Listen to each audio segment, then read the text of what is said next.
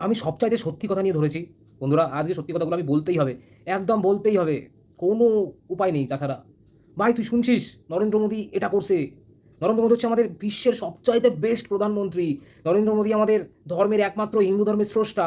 নরেন্দ্র মোদী আমাদের এই আমাদের প্রধানমন্ত্রী না থাকলে ভারতবর্ষকে কেউ চিনতেই পারত না। আমাদের প্রধানমন্ত্রী না থাকলে কোনো কিচ্ছু হতো না। আমাদের প্রধানমন্ত্রী না থাকলে এটা হতো না, ওইটা হতো না। আমাদের প্রধানমন্ত্রী চিনিয়েছে ভারতবর্ষকে নতুনভাবে স্প্রেড করেছে থেকে শুরু করে নানা রকম কথাবার্তা।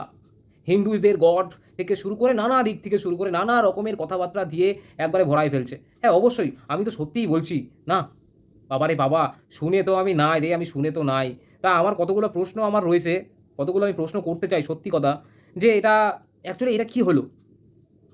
এটা কি হলো?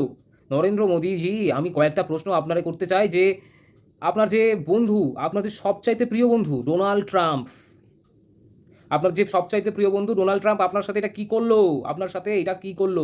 আপনি এত টাকা খরচা করেছেন আমেরিকার কাছে, এত টাকা খরচা করেছেন, লাখ, লাখ টাকা, ডলার খরচা করে নিয়ে তো আপনি আমেরিকায় গেছেন থেকে শুরু করে আমেরিকায় থেকেছেন থেকে নানা দিকের কথা আপনি আমেরিকার প্রতি তারিফ দিয়েছেন। Best friend America. কিন্তু আমেরিকা কি করলো? বাদ দিয়ে দিল আপনাকে। ভারতবর্ষের কাছে ৫০% ট্যাক্স বা শুল্ক বেশি চাপিয়ে দিল। এটা ভাই কি হলো? এটা কি হলো? এটা এমন কি হয়ে গেল? আমাদের লাস্টে প্রধানমন্ত্রী এই কেস? প্রধানমন্ত্রী এত করেছে, অত করেছে, এই কেস হয়ে গেল। আমার একটা প্রশ্ন, আমার একটা কবিতা মনে পড়ে যাচ্ছে। সত্যি আমার একটা কবিতা এখনই মনে পড়ছে যে, রাজার রাজ্যে বেড়াতে এসছি, আমি কতই রঙ্গ দেখিব দুনিয়ায়। ওরে ভাইরে আমি কতই রঙ্গ দেখিব দুনিয়ায়। আমি যেই দিকেতেই চাই দেখে অবাক বনে যাই। আমি অর্থ কোথাও খুঁজে নাহি পাই রে ভাইরে, আমি কতই রঙ্গ দেখিব দুনিয়ায়। আমি কতই রঙ্গ দেখিব দুনিয়ায়। আমি কতই রঙ্গ দেখিব দুনিয়ায়। ওরে ভাইরে আমি যেই দিকেতে চাই দেখে অবাক বনে যাই। আমি অর্থ নাহি কোনো খুঁজে পাই। এত রকম এত কিছু করেছেন, এত রকম বিদেশ নীতি, এত রকম ওই নীতি, এত রকম ওই নীতি, নানা নীতি করেছেন। তা ভাই, আমি প্রধানমন্ত্রীকে আমাদের ব্যক্তিগত সুরে আমি একটা প্রশ্ন করতে চাই যে, আপনি যে G20 সম্মেলনটা করেছিলেন, G20 সম্মেলনটা করে কি হয়েছিল? যে ভারতবর্ষ, ওরে বাবা! ভারতবর্ষে একমাত্র নরেন্দ্র মোদীজি আছেন যেটা ভারতবর্ষকে পুরো বিদেশকে চিনাচ্ছেন। বিদেশ এসে এইটা করেছে, বিদেশে এসে G20 সম্মেলন। ভাই G20 সম্মেলন দেখেছিস? ভারতবর্ষ গড হয়ে গেছে পুরো। দেশের গড হয়ে গেছে। আমেরিকা মানছে ভারতবর্ষকে। আমেরিকার মতো দেশ আসছে ভারতে। নানা দিকে তুর্কি। এই তুর্কিকে আপনি আমন্ত্রণ করিয়েছিলেন। তুর্কিকে আপনি আমন্ত্রণ করিয়েছেন ভারতবর্ষতে G20 সম্মেলনে। তা আপনার কি করল? তুর্কি থেকে তো আপনার পাকিস্তান। পাকিস্তান তো তুর্কি থেকে অস্ত্র-শস্ত্র প্রদান করল। নানা রকম দিকের নানা দিক থেকে ইয়ে করল। তাহলে এই যে জিনিসটা আপনি এত টাকা খরচা করে গেলেন, বিদেশ নীতি করেছেন, এত রকম এত দিক থেকে ঘুরলেন। তাহলে কি হলো শেষমেষ? তাই না? তাহলে কি হলো? রেজাল্টটা কি হচ্ছে? আমি তো কিছু বুঝতেই পারছি না। এবার কিছু আমাদের মোদী ভক্তরা বলবেন, বা যাই হোক আমাদের জয় শ্রীরাম, আমার ভগবানের ভক্তরা বলবেন, আমার ভগবানের ভক্তরা বলবেন যে, মোদী না থাকলে এটা হতো না। মোদী না থাকলে এবার ডোনাল্ড ট্রাম্পকে উচিত শিক্ষা দিচ্ছে ভারত যে ডোনাল্ড ট্রাম্পকে বয়কট করেছে। এই নানা রকম দিকের কথাবার্তাগুলো বলবে। হ্যাঁ, আমি জানি। কিন্তু এমন একটা সিচুয়েশন আমেরিকা সবসময় ইউজ করে গেছে ভারতবর্ষকে। করে গেছেন ইউজ। তাই না? ব্যবহার করেছেন। উপকারটা কোথায় করেছেন? তাহলে সেক্ষেত্রে দাঁড়িয়ে নিয়ে আমেরিকাতে আপনি যেভাবে আপনি রিটেনশন করলেন, আপনি কি করলেন? G20 সম্মেলনে ডোনাল্ড ট্রাম্পকে ডাইরেক্টলি আপনি আপনার প্রিয় বন্ধু হিসেবে প্রকাশ করলেন। তাহলে আপনাকে দিয়ে দিল, এরমভাবে ভাঁজ দিয়ে দিল। শেষমেশ চায়নার হেল্প লাগছে। কি অবস্থা! কিচ্ছু বুঝতে পারছি না ভাই। কতই রঙ্গ দেখিব দুনিয়ায়, কতই রঙ্গ দেখিব দুনিয়ায়।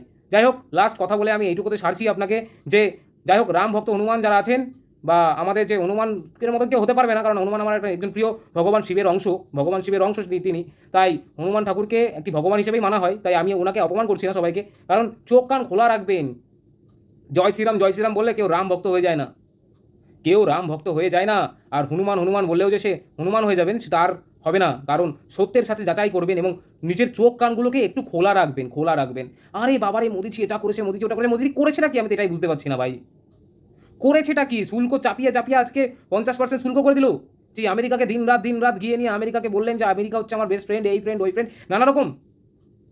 তাই না? এখন সেটাকে বয়কট করবেন। আমেরিকাকে একটা দিয়ে নিয়ে বয়কট করে দেবেন। তা সেটা নিয়ে একটা প্রচার করবেন যে, না আমেরিকাকে না করে দিয়েছে নরেন্দ্র মোদী, আমেরিকাকে না করে দিয়েছে। আরে ভাই কি করবে তাছাড়া? এটা ২০২৫ সাল। আর সবচেয়ে বড় ভালো লাগে কি? যে আমাদের প্রধানমন্ত্রী বলেন ২০৪৭ সালে ভারতবর্ষকে একটা আলাদা জায়গায় নিয়ে যাবেন। আরে ভাই ২০৪৭ সালে যে দ্বিতীয় পিঢ়িটা আছে, যে যারা আপনাকে দেখবেন, তারা কোথায় চলে যাবেন আস্তে, আস্তে? কোথায় যাবেন? আপনি ভেবে রেখেছেন? আপনি নিজেও কি বেঁচে থাকবেন ততদিন অবধি? ২০৪৭ সালের উদাহরণ দিচ্ছেন। যাই হোক, আমি কবিতা দিয়ে শুরু করেছিলাম, কবিতা দিয়ে শেষ করব। না, আর বিলম্ব নয়। এখনো মোদের শরীরে রক্ত রয়েছে গরম মেটেনি শক্ত, আজ সে যত হার সবই তোর শক্ত, এখনো সকল সয়, এখনো সকল সয়, এখনো হার শক্ত। আমি কতই রঙ্গ দেখিব দুনিয়ায়, ওরে ভাই রে, আমি কতই রঙ্গ দেখিব দুনিয়ায়। আমি যেই দিকেতেই চাই দেখে অবাক বনে যায়, আমি অর্থ কোথাও খুঁজে নাহি পাই রে, ভাই রে, আমি অর্থ কোথাও খুঁজে নাহি পাই। না, না, না, আর বিলম্ব নয়, না, না, না, আর বিলম্ব নয়। এখনো মোদের শরীরে রক্ত রয়েছে, গরম মেটেনি, শক্ত আছে, যত হাড় সবই তো শক্ত, এখনো ধকল সয়। তাই জনগণকে আর বোকা বানাবেন না, আপনাদের বোকার দিনগুলো চলে গেছে। ধর্মের নামে ভারতবর্ষকে ভাগ করে দিয়েছেন, হিন্দু মুসলিম, হিন্দু মুসলিম করে নিয়ে মানুষের ওপর যে বিভেদ, যে হিংসাগুলো রাজনীতি আপনি ছড়াচ্ছেন, সেটা কোনোভাবেই উচিত নয়। যাই হোক, যে রাম ভক্ত, রাম ভক্ত, রাম ভক্ত নিয়ে আপনারা রাজনীতি ছড়িয়েছেন, একটু ভালো ভালো করে বলবো, ভারতবর্ষের মানুষদেরকে বলবো, একটু চোখ খোলা রাখবেন, একটু চোখ খোলা রাখবেন। আরও ভিডিও আসছে। ভাই, কতই রঙ্গ দেখিব দুনিয়ায়।